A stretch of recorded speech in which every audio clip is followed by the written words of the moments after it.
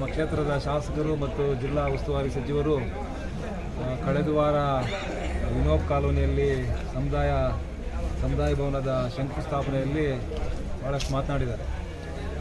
ಅಭಿವೃದ್ಧಿ ಅನ್ನುವಂಥದ್ದು ನಮ್ಮ ರಕ್ತದಲ್ಲಿದೆ ಅಂತ. ನಾನು ಹಿಂದೇನೂ ಹೇಳಿಕೆ ಕೊಟ್ಟಿದ್ದೀನಿ. ನಿಮ್ಮ ರಕ್ತದಲ್ಲಿ ಏನೇನು ಗುಣಗಳಿದ್ದಾವೆ ಎಲ್ಲವನ್ನು ಕೂಡ ಅವತ್ತು ಹೇಳಿದ್ದೀನಿ. ಪದೇ ಪದೇ ಅದನ್ನು ಹೇಳೋಕ್ಕೂ ನಮಗೂ ಕೂಡ ಆಸೆ ಆಗುತ್ತೆ.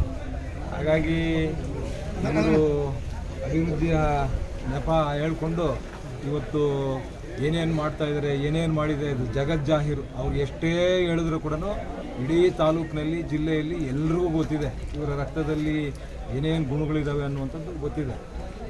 ನಿನ್ನೆ ಶಾಲಾ ವಾರ್ಷಿಕೋತ್ಸವ ದಿನದಲ್ಲಿ ಅವರ ಸಹೋದರರು ಭಾಳಷ್ಟು ಹರಕತೆಯನ್ನು ಮಾಡಿದ್ದಾರೆ.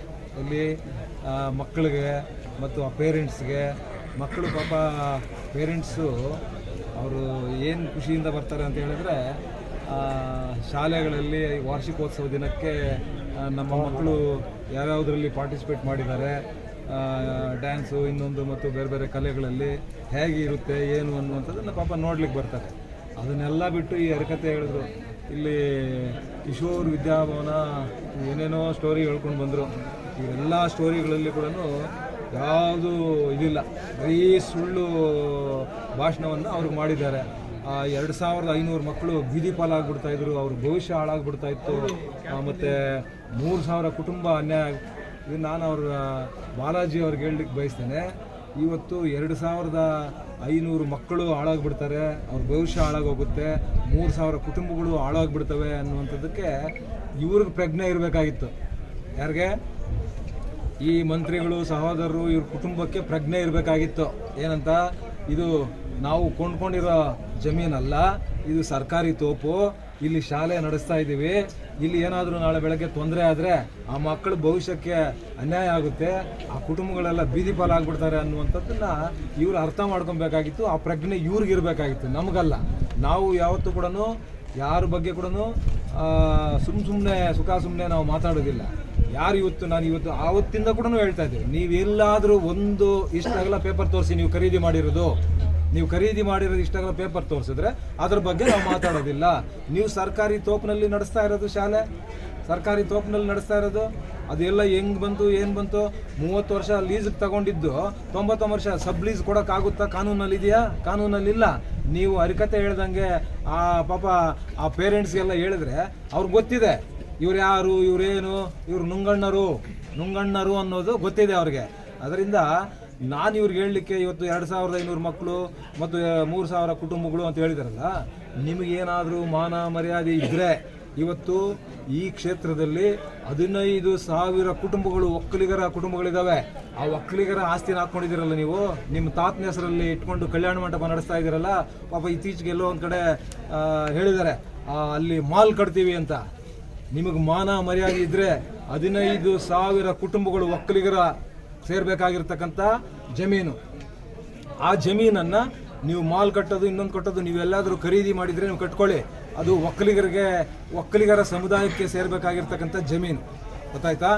ಅದಕ್ಕೆ ನೀವು ಆ ಜಾಗವನ್ನು ಈ ಕ್ಷೇತ್ರದಲ್ಲಿರ್ತಕ್ಕಂಥ 15,000 ಕುಟುಂಬಗಳು ಒಕ್ಕಲಿಗರೇನಿದ್ದಾರೆ ಅವ್ರಿಗೆ ಬಿಟ್ಬಿಡಿ. ನಿಮ್ಗೇನಾದರೂ ಮಾನ ಮರ್ಯಾದೆ ಇದ್ದರೆ, ಬಹುಶಃ ಅವರು ಒಕ್ಕಲಿಗರ ಕುಟುಂಬಗಳಲ್ಲಿ ತೀರ್ಮಾನ ಮಾಡ್ಕೊಂಡಿದ್ದಾರೆ. ಅವರು ಮಾನ ಮರ್ಯಾದೆ ಇಲ್ಲ, ಇವ್ರಿಗೆ ಎಷ್ಟು ಹೇಳಿದ್ರು ಕೂಡ ಅದು ಜನರಿಗೆ ಅರ್ಥ ಆಗಿದೆ.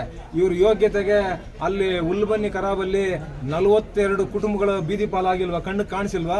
ನಾವು ಆವತ್ತಿಂದ 10 ವರ್ಷಗಳಿಂದ ಆರೋಪ ಮಾಡ್ತಾ ಇದ್ದೀವಿ. ಇವತ್ತುವರೆಗೂ ಕೂಡ ಅದರಲ್ಲಿ ಇರ್ತಕ್ಕಂಥ 42 ಕುಟುಂಬಗಳಿಗೆ ಇವತ್ತೇನಾದರೂ ನೀವು ಒಂದು ಪರಿಹಾರ ಕೊಟ್ಟಿದ್ದೀರಾ? ಅಥವಾ ಬೇರೆ ಆಲ್ಟರ್ನೇಟ್ ನಿವೇಶನ ಕೊಟ್ಟಿದ್ದೀರಾ? ಅಥವಾ ಅವ್ರಿಗೆ ಹಣ ಹಿಂದಿರುಗಿಸಿದ್ದೀರಾ? ಪ್ರತಿಯೊಬ್ಬ ಕುಟುಂಬದಲ್ಲಿ ಪ್ರತಿಯೊಬ್ಬರಿಗೂ ಕೂಡ ಮನೆ ಕಟ್ಟಬೇಕು, ಬದುಕಬೇಕು ಆಸೆ ಇರುತ್ತೆ. ಆದರೆ ಇವತ್ತು ಆ ಹುಲ್ಬನ್ನಿ ಕರಾಬಲ್ಲಿ ನೀವು ಸೇಲ್ ಡೀಡ್ ಮಾಡಿದ್ದೀರಲ್ಲ, ಸರ್ಕಾರಿ ಜಾಗವನ್ನು ನೀವು ಸೇಲ್ ಡೀಡ್ ಮಾಡಿದ್ದೀರಲ್ಲ, ಈ ನಿಮ್ಮ ಹರಿಕತೆಗಳೆಲ್ಲ ಯಾರೂ ಕೂಡ ಕೇಳೋದಿಲ್ಲ. ಜನರಿಗೆ ಗೊತ್ತಿದೆ ನಿಮ್ಮ ಹರಿಕತೆಗಳು, ನಿಮ್ಮ ಆಟೋಟಗಳು ಎಲ್ಲ ಕೂಡ ಜನರಿಗೆ ಗೊತ್ತಿದೆ. ಹಾಗಾಗಿ ನೀವು ಜನರಿಗೆ ಮೋಸ ಮಾಡೋದನ್ನು ಫಸ್ಟ್ ಬಿಡಿ. ಬಿಡಿ. ಆ 42 ಕುಟುಂಬಗಳಿಗೆ ಏನಾದರೂ ಒಂದು ಪರಿಹಾರ ಕೊಡಿ, ಬೇರೆ ಸೈಟ್ಗಳು ಕೊಡಿ, ಏನೋ ಒಂದು ಮಾಡಿ ಅವ್ರ ಮನೆ ಕಟ್ಕೊಳ್ಳೋಂಥದ್ದಕ್ಕೆ ಅವಕಾಶ ಮಾಡಿಕೊಡಿ. ನೀವು ಅವ್ರಿಗೆ ಮೋಸ ಮಾಡಿದ್ದೀರಾ, ನೀವು ಇನ್ನೂ ಏನೇನು ಮಾಡ್ತಾ ಇದ್ದೀರಾ ಎಲ್ಲವೂ ಕೂಡ ಗೊತ್ತಿದೆ, ಎಲ್ಲ ಜಗಜ್ಜಾಹೀರಾಗಿದೆ. ಇಂಥ ಭೂಗಳರಿಂದ ನಾನೇನು ಪಾಠ ಕಲಿಬೇಕಾಗಿಲ್ಲ, ನನಗೆ ಗೊತ್ತಿದೆ. ನಾವು ನನ್ನ ಕೆಲಸವನ್ನು ಪ್ರಾಮಾಣಿಕವಾಗಿ ಈ ಕ್ಷೇತ್ರದ ಜನರೊಂದಿಗೆ ಇದ್ದು ನಾನು ಮಾಡ್ತಾ ಇದ್ದೇನೆ. ಯಾವುದು ಇಲ್ಲಿ ತಡೆಯಾಜ್ಞೆ ತಂದಿದ್ವಿ. ಅಲ್ಲಿ ಪಾಪ ತಡೆಯಾಜ್ಞೆ ತಂದಿದ್ರೆ ಅದಕ್ಕೆ ಒಂದು ಕಾಮೆಂಟ್ ಮಾಡಿದ್ರು, ಓ ಹಿಂದೂಗಳೇ ಬನ್ನಿ ತಡೆಯಾಜ್ಞೆ ತಂದ್ಬಿಟ್ಟಿದ್ದಾರೆ ಬೆಟ್ಟಕ್ಕೆ, ಓ ಹಿಂದೂಗಳೇ ಬನ್ನಿ ಅಂತ. ಎದ್ದೇಳಿ ಓಡ್ ಬನ್ನಿ ತಡೆಯಾಜ್ಞೆ. ನೀವು ಇವತ್ತು ನಾನು ಇವ್ರಿಗೆ ಹೇಳ್ತೇನೆ, ಇವತ್ತು ನಮ್ಮ ಭವನದ ಮೇಲೆ ಕೂಡ ಕೇಸ್ ಹಾಕ್ಸಿದ್ದಾರೆ. ಇವರು JK ಭವನದ ಮೇಲೆ ಕೇಸ್ ಹಾಕ್ಸಿದ್ದಾರೆ. ಏನು ಯಾವುದು ಇದು ಈ ಝೋನಲ್ಲಿ ಇದೆ ಅಂತೇಳಿ, ಬಫರ್ ಝೋನಲ್ಲಿ ಇದೆ ಅಂತೇಳಿ. ನಾವು ಕೂಡ ಅಷ್ಟೇ ಅರ್ಥ ಮಾಡ್ಕೊಳ್ಳಿ. ನಾವು ದೇವಸ್ಥಾನಕ್ಕೆ ಅಲ್ಲಿ ಪೂಜೆ ನಡಿಬಾರ್ದು ಅಂತ ನಾವು ಹೇಳಿಲ್ಲ.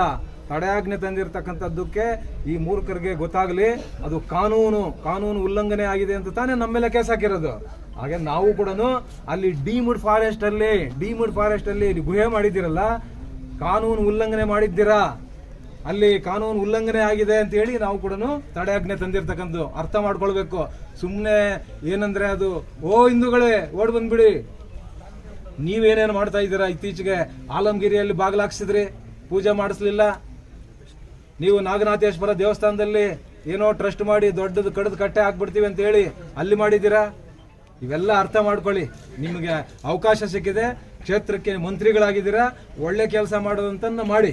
ಇನ್ನು ನೀವು 500 ಕೋಟಿ ಅಲ್ಲ, 1000 ಕೋಟಿ ಅಲ್ಲ, 5,000 ಕೋಟಿ ತನ್ನಿ ಈ ಕ್ಷೇತ್ರದಲ್ಲಿ. ನಾನು ಕೂಡ 10 ವರ್ಷಗಳ ಕೆಲಸ ಮಾಡಿದ್ದೀನಿ. ಈ ಕ್ಷೇತ್ರದ ಜನರಿಗೆ ಒಳ್ಳೇದಾಗ್ಲಿ. ಅದು ಬಿಟ್ಬಿಟ್ಟು ಸುಮ್ಮನೆ ಏನು ಹರಿಕತೆ ಹೇಳಿದ್ರೆ ಯಾರೂ ಕೇಳೋರಿಲ್ಲ. ಈ ಕ್ಷೇತ್ರದಲ್ಲಿ ನೀವೇನು ಅನ್ನುವಂಥದ್ದು ಈ ಕ್ಷೇತ್ರದ ಜನರಿಗೆ ಗೊತ್ತಿದೆ.